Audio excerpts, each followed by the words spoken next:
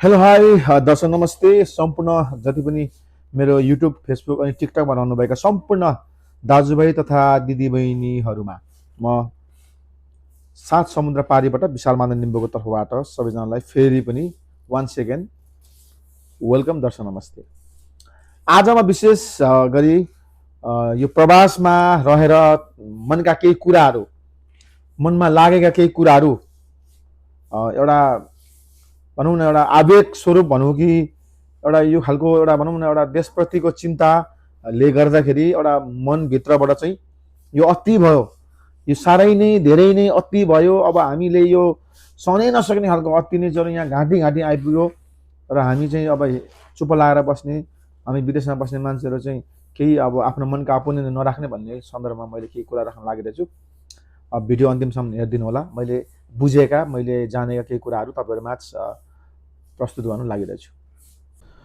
सन्दर्भ के हो भने अहिले जुन वर्तमान नेपालमा भइरहेको विभिन्न नेपालको जिल्लाहरूमा विभिन्न ठाउँहरूमा भइरहेको जुन किसिमको आन्दोलन छ, जुन यो जेनजी ग्रुप जहाँ 1996बाट 2016सम्मको जुन एउटा युथ जेनेरेसनहरूले जुन गरिरहेको छ, यो एउटा आन्दोलन नो करप्सन होइन, जिरो भ्रष्टाचार भन्ने खालको एउटा नाराको एउटा उग्र रूप जुन नेपालको विभिन्न ठाउँहरूमा भइरहेछ, यो एकदमै हुनु जरुरी थियो।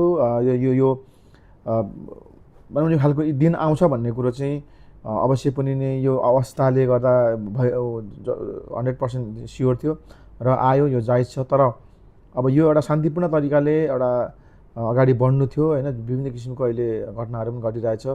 अब भर्खरै मात्र 7जनाको मृत्यु भयो भन्ने सुन्नमा आएको छ।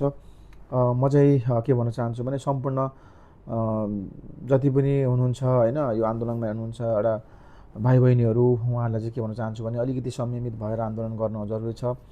अब संयमित भन्दा भन्दै त्यो अवस्थामा चाहिँ अलिकति उग्र रूप पनि हुनसक्छ र त्यसको कारण अब आफूले एउटा ज्यान गुमाउनु मात्रै भन्ने ठुलो कुरो होइन जस्तो लाग्छ। त्यही भएर र यो हुन जरुरी पनि थियो होइन, र यो खालको आन्दोलन हुन जरुरी थियो। एटलिस्ट अब भनौँ न हाम्रो दुईवटा कान र दुईवटा आँखा भएका हाम्रा जुन यो भ्रष्ट नेताहरूको यो क्रियाकलापको यो परिणाम नै हो यो सब होइन। त्यही भएर अब सबै अब यो जेनजी ग्रुप मात्र होइन, सबै सम्पूर्ण जति पनि नेपाली देशमा रहनुभएका र देश बाहिर रहनुभएका सम्पूर्ण नेपाली जनता, अब दाजुभाइ तथा दिदीबहिनीहरू, आमा बुवा सम्पूर्ण एकजुट भएर अगाडि बढ्न जरुरी छ। र एकजुट भएर यो जुन किसिमको अहिलेको यो अवस्था र व्यवस्था सबै परिवर्तन गर्नु जरुरी छ। देशलाई नयाँ मुहार फेर्न जरुरी छ। सम्पूर्णलाई जति पनि अहिले जो आन्दोलन गरिरहनु भएको युथ जेनेरेसनहरूलाई म बेस्ट अफ लक भन्न चाहन्छु।